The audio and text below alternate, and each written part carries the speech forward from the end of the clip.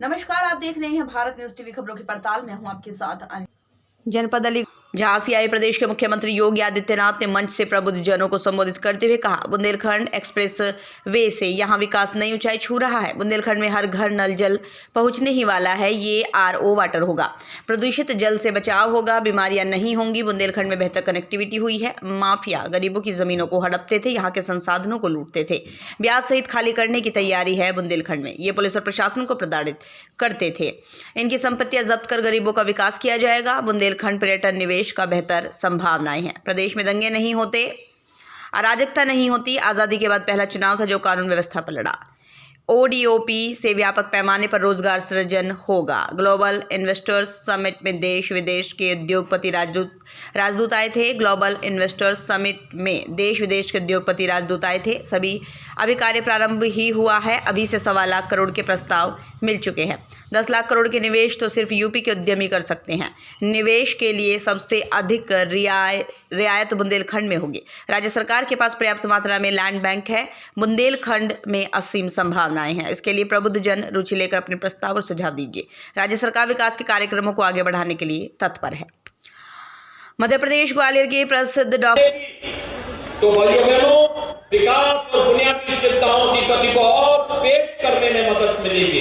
अब वो समय गया कि स्थानीय निकाय कोई और, राज्य कोई और, केंद्र कोई और, आपस में तालमेल न हो तो विकास तो बाधित होगा।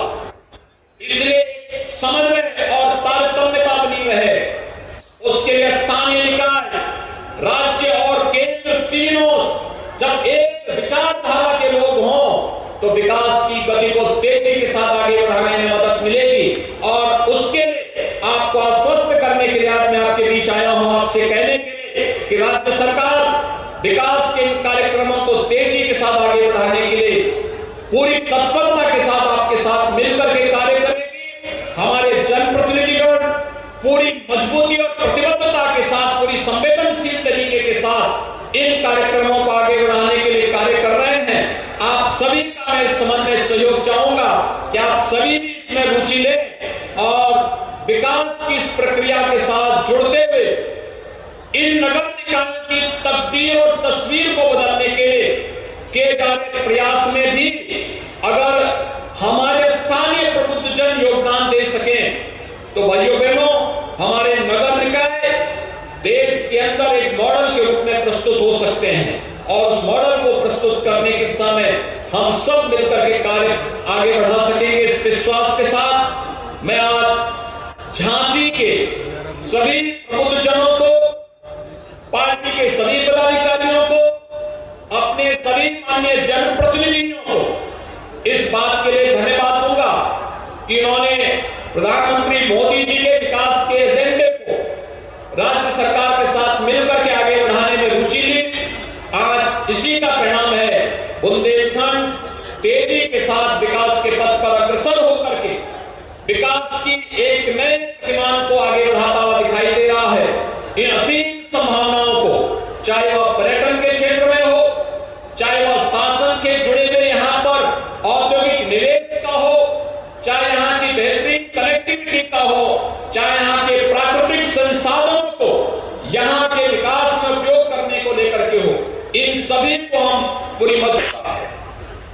और भाइयों बहनों, जब मैं पहले ही दौरे पे आया था बुंदेलखंड, तो बुंदेलखंड के उस समय हम लोगों ने घोषणा की थी बुंदेलखंड एक्सप्रेस वे की।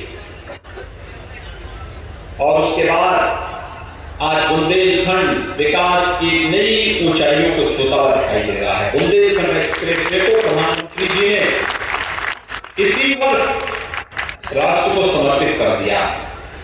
अब चित्रकूट से दिल्ली की दूरी सचमुच 5 घंटे में तय हो जाती है। ये वही बुंदेलखंड था जहां से आवागमन अत्यंत दुरूह था। आज दूरी घट चुकी है, आवागमन आसान हो चुका है। बुंदेलखंड जल के लिए तरसता था। ऐसा नहीं कि यहाँ जल की मात्रा कम रही हो,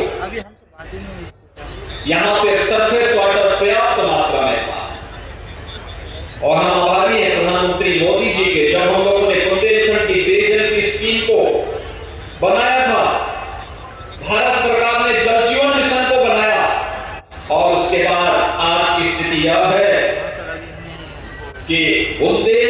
के हर गांव और हर घर तक शुद्ध आरओ का पानी पहुंचाने के हम नजदीक पहुंच चुके हैं और बहुत शीघ्र बुंदेलखंड के हर घर में शुद्ध पेयजल की आपूर्ति हम लोग करेंगे।